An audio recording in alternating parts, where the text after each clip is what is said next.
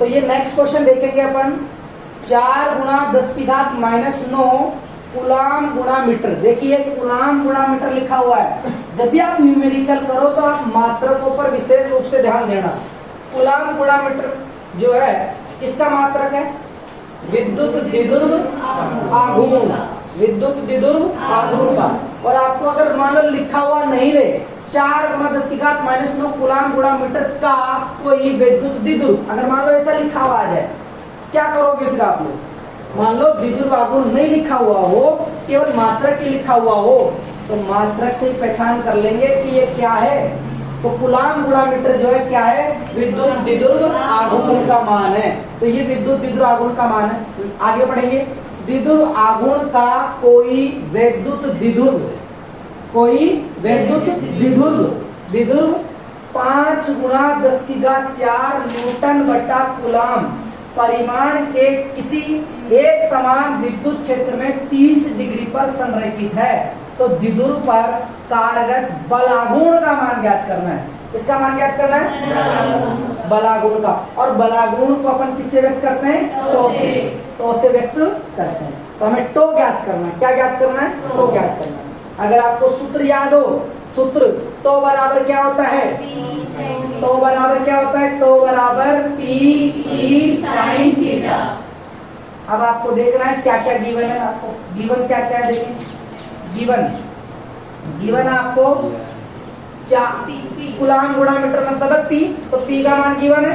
P कितना है? 4 गुणा 10 की घात -9 कूलाम गुणा Cm सेंटीमीटर में। समझ रहे हैं इसको? ये कूलाम गुणा मीटर है। तो आपको ऐसा ही लिखा हुआ मिलेगा। मैं तो मिनटू लगा रखा हूँ, कूलाम इंटू मीटर। और इसको Cm सेंटीमीटर, ये मत समझ लेना कि सर ये तो सेंटीमीटर है। सेंटीमीटर नहीं है, क्या ये? कूलाम गुणा मीटर। तो कूलाम गुणा मीटर। इसके अलावा आपको ई का मान दे रखा है। ई का मान है 5 गुणा 10 की घात 4 न्यूटन बटा, और थीटा का मान कितना दिया हुआ है? अगर आप चाहो तो इसका चित्र भी बना सकते हो, जिससे आपका रिवीजन भी हो जाएगा। एक समान विद्युत क्षेत्र में अगर कोई विद्युत द्विध्रुव रखा हुआ हो तो उस पर बलाघूर्ण का मान कैसे ज्ञात करते हैं। तो एक समान विद्युत क्षेत्र के लिए आपको पता होना चाहिए, अपन ऐसे लाइनें खींचते हैं। एक समान विद्युत क्षेत्र के लिए खींच दिया। इसके अंदर क्या रखा हुआ है? विद्युत द्विध्रुव। तो क्या रखेंगे इसके ऊपर? विद्युत, यहाँ विद्युत द्विध्रुव रखेंगे। रख दिया विद्युत द्विध्रुव, रख दिया। और अपन ने इस विद्युत द्विध्रुव को इस एक समान विद्युत क्षेत्र कितने कोण में रखा है? थीटा। थीटा मतलब 30 डिग्री। थीटा मतलब 30 डिग्री। तो यहाँ पे आप लिख दो ये सर 30 डिग्री है। और ये एक समान विद्युत क्षेत्र 5 गुणा ये है ना। और अब P ये दिया हुआ है। इसका मतलब आपको किसी एक आवेश का परिमाण गुणा इनके बीच की दूरी का गुणनफल दिया हुआ है। दिया हुआ है ना। क्योंकि P जो होता है वो Q डॉट 2A होता है। तो आपको P दिया हुआ है, Q का मान दिया हुआ है, एक Q का, और इसके बीच की जो दूरी आती है 2A, इनका गुणनफल दिया हुआ है, पहले से ही दिया हुआ है। सपोज अगर आपको P का मान डायरेक्ट ना देकर, मान लीजिए आपको विद्युत द्विध्रुव यानी कोई विद्युत द्विध्रुव है जिसका आवेश मान लो Q का मान दे दे आपको और उनके बीच की दूरी दे दे, फिर आपसे बलाघूर्ण का मान पूछे, तो सबसे पहला काम हमारा क्या होगा? P का मान ज्ञात करना। किसका मान ज्ञात करना? तो विद्युत द्विध्रुव का एक आवेश और विद्युत द्विध्रुव के बीच की दूरी का गुणनफल करके P का मान ज्ञात करेंगे। और P का मान ज्ञात करते जो फॉर्मूला है, इस फॉर्मूले में मान पुट कर देंगे। तो पुट करें मानों को, तो बराबर P का मान माइनस गुणा E का मान 4 गुणा, यहाँ लिख दो ना, साइन 30 डिग्री त्रिकोणमिति आ गई। अब तो यहाँ पे साइन 30 का मान कितना आएगा? सभी को याद है? साइन 30 का मान 1/2। अब वही आपको घातों को एक बार पहले अपन मान घातों को एक साथ लिख देते हैं और संख्यात्मक मान को एक साथ लिख देते हैं। 10 की घात -9 गुणा 10 की घात 4 और साइन 30 का मान 1/2। 4 गुणा 5 करेंगे तो 20 आएगा।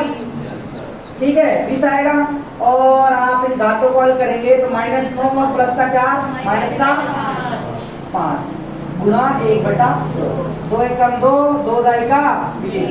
तो 10 गुणा 10 की घात -5।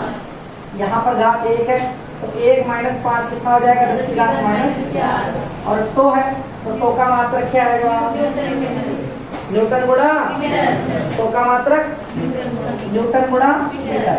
अब न्यूटन गुणा मीटर और किसका मात्रक होता है, कार्य का, यानी जूल बराबर न्यूटन गुणा मीटर भी होता है। कार्य का मात्रक यही होता है, तो का मात्रक भी यही होता है। तो 10 की घात माइनस 4 न्यूटन गुणा मीटर किसका मान आ गया, बलागुण का मान। यही पूछा था हमसे क्वेश्चन में। तो 10 की घात माइनस 4 न्यूटन गुणा मीटर। इस तरीके से आप ये क्वेश्चन नंबर 3 को कर सकते हो। अब यहाँ पे आपको मान कुछ भी बदल दे, Q का मान दे दे, 2a का मान दे दे, तो भी आप P का मान निकाल के भी इसको हल कर सकते हो। इस तरीके से आप इस क्वेश्चन को कर लो। समझ में आ गया, किसी को कोई दिक्कत नहीं है। और सूत्र याद करने का तरीका मैंने आपको बताया था, टोपी, टोपी लिखेंगे, टो बराबर पी हो गया टोपी, और ये गुणा में साइन। टोपी किसको पहनाई है अपन ने, साइन को। किसको पहनाई है, साइन को। केवल याद करनी, टोपी साइन थीटा। चलिए एक और क्वेश्चन है आपके सामने, इस क्वेश्चन को मैं एक्सप्लेन कर देता हूँ। लेमड़ा है, आर है और ई का मान ज्ञात करना है। लेमड़ा है और लेमड़ा होता क्या है, क्या होता है, रेखीय आवेश घनत्व। और सिग्मा, सिग्मा देखिए इधर बता देता हूँ, लैम्बडा सिग्मा और रो। लैम्बडा जो होता है क्यू बटा एल होता है, और ये क्यू बटा ए होता है, और ये क्यू बटा बी। तो आपको अनंत रेखीय आवेशित तार का रेखीय आवेश घनत्व दिया हुआ है, और उस तार से 4 मीटर की दूरी पर विद्युत क्षेत्र की तीव्रता का मान ज्ञात। कितने मीटर की दूरी पर, 4 मीटर की दूरी पर विद्युत क्षेत्र की तीव्रता का मान ज्ञात करेंगे। तो कैसे ज्ञात करेंगे, लेमड़ा आपको 4 माइक्रोकूलाम बटा मीटर दिया हुआ, माइक्रोकूलाम बटा मीटर दिया हुआ। अब आपको पता होना चाहिए कि हम जो भी मान लेंगे वो एसआई में लेंगे। किस में लेंगे, आर 4 मीटर दे रखा है, और यहाँ पे माइक्रोकूलाम, किसमें, माइक्रोकूलाम छोटी यूनिट है, अपने को इसको कूलाम में बदलना पड़ेगा। एसआई में केवल कूलाम ही तो मात्रक रहता है। तो माइक्रो को हटाने के लिए अपन क्या करेंगे, 4 गुणा माइक्रो को हटाएंगे तो माइक्रो क्या आएगा, और ये बन गया कूलाम बटा मीटर। ठीक है, आर का मान तो आपको 4 मीटर दिया हुआ ही है, और आपको ई का मान ज्ञात, और आपको मात्रक से भी पता लग रहा है, कूलाम बटा मीटर जो होता है रेखीय आवेश घनत्व का मात्रक होता है। अब बात ये आती है, ई का मान ज्ञात करना है, तो ई का सूत्र क्या था, ई बराबर